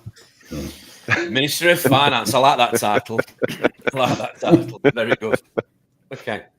So we're getting on to the 10-minute left mark. Thank you ever so much for everybody still watching. If you haven't already done so, please give us a like. And if you're not already subscribed, please give us a sub to the channel. It would be appreciated. So, Sam, many plans for Christmas? Got much arranged, or family time? Anything? Yeah, family time. Yeah, as you know, we've been pushing out 2 videos a week for the last couple of months or thereabouts. So that's going to lead me up to New Year's, and then I'm not going to disappear. I'll probably just drop back to 1 video a week, but after the stretch for the last couple of months, that will feel like a nice reprieve. So, yeah, I do have a week and a half off work. My wife does. My daughter's off from school, so we don't have plans to, jet set to Florida or anything like that. But we'll probably do a couple of day trips out and about somewhere, and get up to some mischief somewhere along the line. Cool. So I've got a couple of Christmas questions for you. A little bit silly, a little bit daft, but just add to a little bit, Christmas festivities and all that. So I'm going to throw this in it, and I want everybody who's watching to also give me an answer on this one, because this is a controversial question. What are your thoughts on the below question? I'm a massive 90s movie fan, so 90s, 2000s, yeah, Die Hard's one of the best Christmas ones out there. So you do believe it's a Christmas film? Okay. Absolutely. Okay. Yeah. It's quite often. It's not Christmas till someone says "Yippee-ki-yay." Okay. Very true. So on that note, what is Sam Parker's favourite Christmas film? Oh, probably one I only just discovered recently. Okay. A Nightmare Before Christmas. I hadn't watched it in my childhood at all, and I only just recently watched it maybe 6 months ago with my daughter, and went, you know what, this is a cool movie. Really enjoyed it. Whether I still think that after the 20th viewing or not might change, but at this point in time, I think it's a great movie. I like a little bit of the subtle humor in there. Cool. Ron, have you got a favourite Christmas movie? Yeah, can I have 2? No. Oh. No. I was going to say, if you get 2, I get 2, but no. All right. Yeah. Oh. It's always one greedy person, isn't there, right? There is. Lee? Yeah. Lee, have you got a favourite Christmas movie while Ron's deciding which one? Ron's getting numb now. Moving on. That's it. Leroy? It used to be Great Escape, but they don't play it anymore. Is that for the kids? Just a scene for a motorbike jumping over a fence.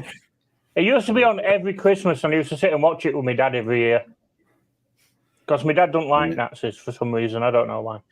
Okay, so what is your favourite Christmas movie? If you have, do you have one or not? Yes. Lee or me? Yeah, I'm asking Lee. What? So he said it was, and now it's changed. Oh, so which one is it now? It was a film they don't show anymore. So now it's it must be Die Hard then, to be honest. Okay. Right. All right. Okay. Ron. Well, that's just made my mind Oh, up. Gremlins. Okay. Oh dear. Painful. Right. Okay. Ron, do we have one now? Yeah. So I was going to say Die Hard or this other one, but I'll go with the other one then to keep it interesting. Krampus. Oh, I don't know that one. Okay. Oh, watch it. Watch it. Okay, I will. It is a Christmas horror. Love it. Okay. Yeah. But it's really well done. Okay. Yeah, Strongly recommend. Yeah. Strongly. I've added it to my list. Oh, with a K. Okay. Yeah. Mine would be Bad Santa, Billy Bob. Oh, yes. I like Bad Oh, Santa. quality film. Nice. Do you want some sandwiches, Santa? Get the whoopie pickle. Oh dear. There's a few comments here as well. Elf, yeah, good one. I do like Elf. We watch that in the household, and Home Alone. Yeah, but I'm going to join That sounds like my Christmas. That said Die Hard, because I would definitely have to agree with Die Hard. Surprised no National Lampoons fans in there. Oh yeah, sorry. Yeah, I do like the Griswolds. Yeah. National Lampoon's Christmas Vacation. Yeah, That was going to be my second one until Chevy Chase at his it was best. very abruptly noted there's no second ones. yeah. Very strict on the rules. So what's a typical Christmas day look like in the Parker household? What do you have any? Yeah. It does sort of dawn on me that Christmas is a little bit different in Australia to other parts of the world, because it's really bizarre, because we still buy into all the pop culture of the rest of the world of, like a white Christmas and all this, but the reality is You're melting. It's absolutely stinking hot. Like vampires in the sun. Exactly. So it's a really strange vibe. But it's Christmas here, at least with our family, is normally either we host. It's the same as most people. You're either hosting or you're at someone's house. But sort of one year we host, and then the next year will be at one of probably the in-laws or something like that. Normally revolves around some sort of let's say an upmarket barbecue. It'll be a roast meat with some barbecue style salads and things like that, so the kids can all run around outside and soak up all those UV rays, and then come in and have some pudding and just chill out to one of those iconic Christmas movies in the afternoon. So that's why kids in Australia don't have white spot. Maybe. Maybe. I was just going to say on that note, do the kids in Australia, do they wish for to travel somewhere for a white Christmas? Maybe. I mean, we don't get so many in the UK anymore. Well, depends on where you live in, but I suppose, but not many where I'm from. I don't think so. No. I think the idea of a white Christmas probably sounds great, but the reality is, I must admit, it's something we love here.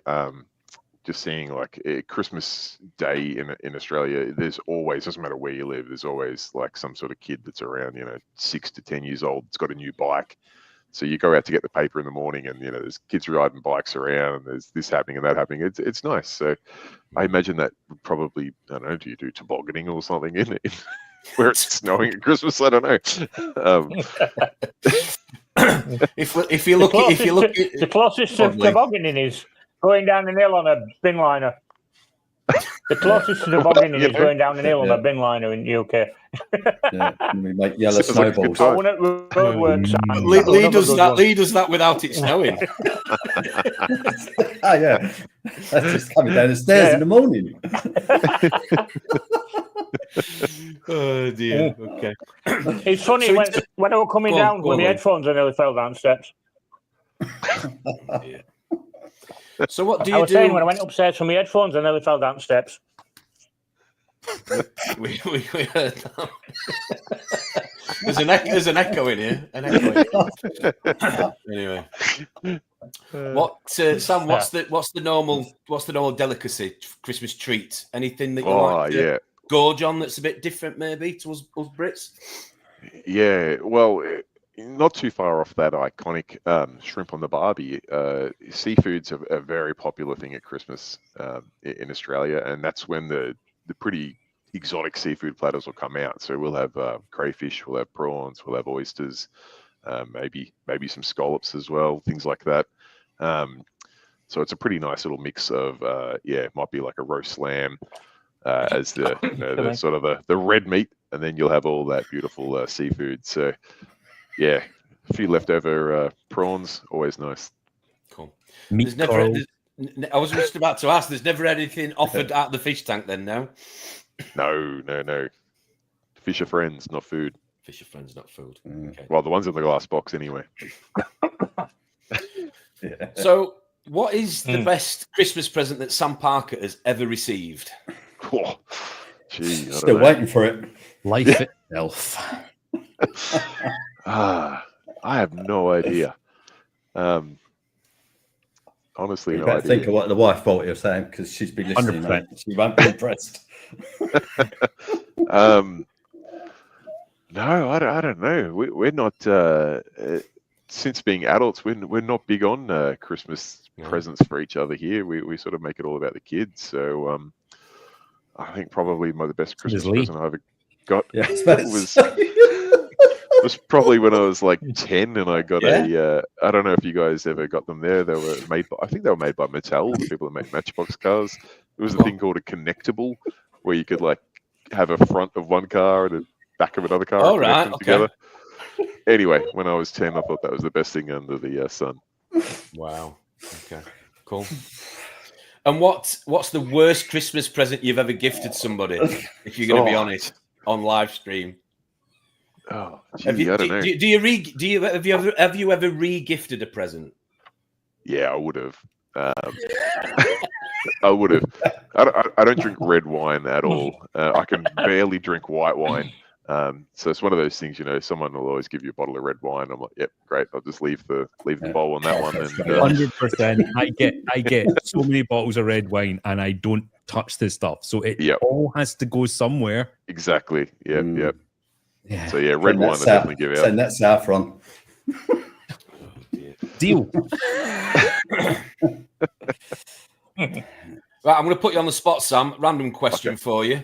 Sure. You've got 60 seconds. How many Santa's reindeer can you name? Go. Oh man, without googling them.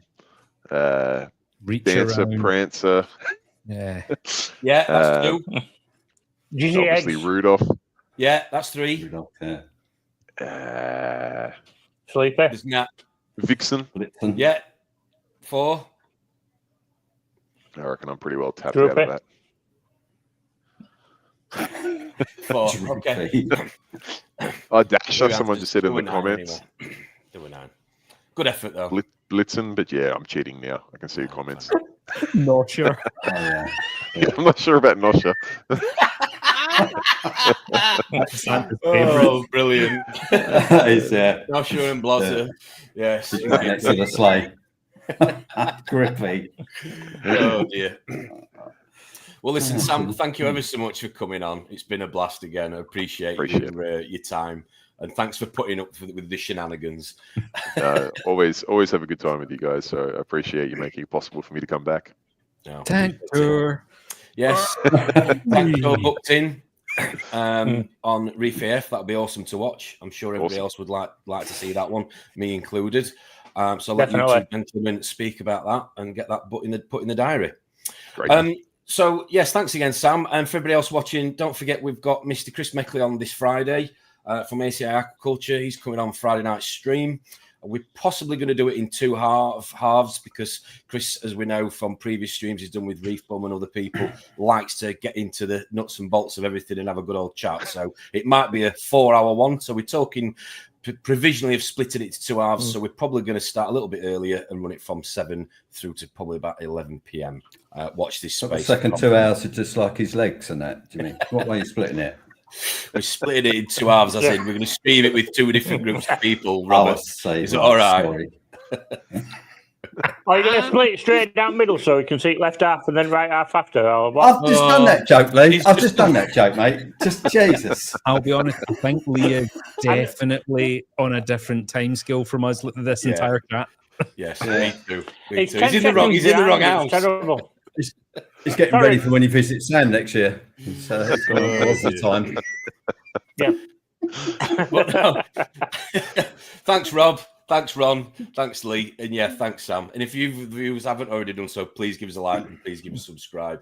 Enjoy the rest of your weekend, and we will see you all soon. Take care. Everybody. Bye-bye. Bye. Let's go. See ya.